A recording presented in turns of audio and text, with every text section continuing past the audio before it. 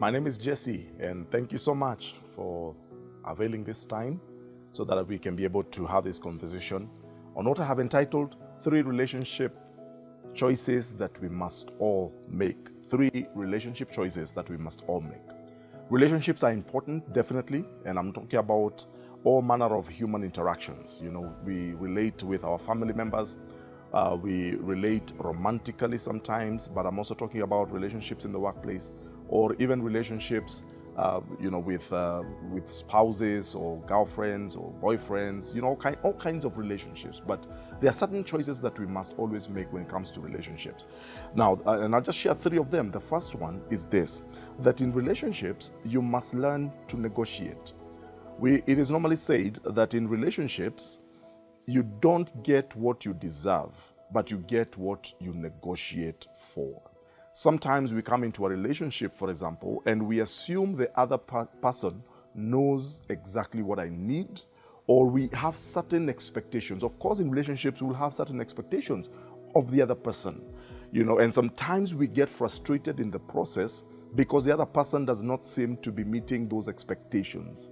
And the problem is not that the other person does not want to meet your expectations, but the challenge is that they have no idea sometimes. They don't know what you exactly need in that relationship. So you must always negotiate your way, especially in significant relationships that mean something to you. You must learn to negotiate. And negotiating basically means that you sit down with the other person and let them know your expectation. And remember, negotiation is a two-way street. I need to hear from you, you need to hear from me, and we agree at a certain level of acceptable understanding. You know, for instance, when 2 people want maybe to get into a lifelong relationship, maybe in marriage, you must learn to negotiate, not just once, not twice, but throughout your relationship. Otherwise, then you begin frustrating one another because there are unmet expectations and unmet demands and what have you. So you must learn to negotiate your way through relationship. The second choice you must make is that there must be polite honesty in any good relationship. Whether it's a romantic relationship, whether it is with a friend or a loved one somewhere, there must be polite honesty. My question is this: in the relationships that you have, can they withstand honesty? Honesty basically means that we are not hiding and unable to face the truth. If there's some things that maybe are bothering me, or some things that are bothering you, for instance, in that relationship, is it possible for you to be politely honest with the person that you need to deal with, the person that you're in relationship with?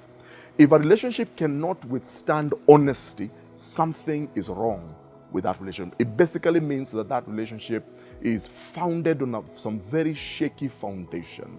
A good relationship, the test of a good relationship is a relationship where I can be able to be honest with you. I'm not talking about brutally honest. People talk about brutally honesty, but I'm talking about politely honest, where my desire is not to hurt you, but is just to be honest and tell you maybe certain things that are not very good, or certain things that maybe have offended me in the relationship.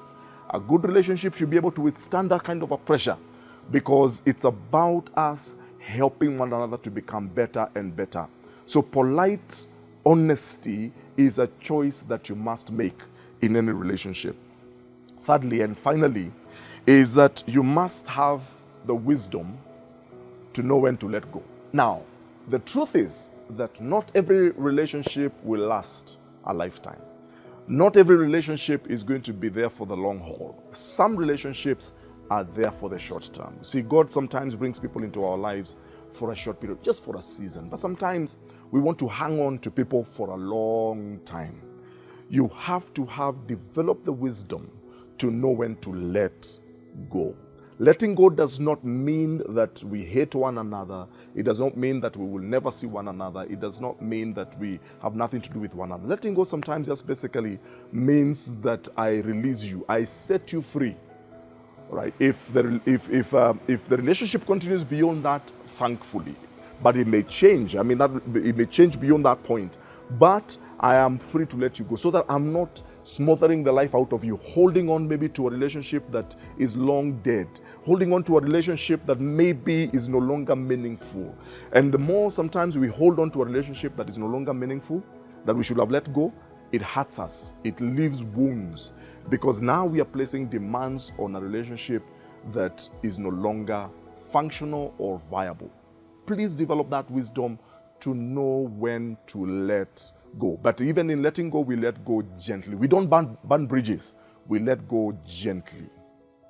Those are three things that I want to ask you, that in any good relationship or in any whatever relationship you find yourself in, employ those three things, and you will find that the quality of your relationships will become better. Please share this with others, on social media, and may the Lord bless you, and may the Lord keep you.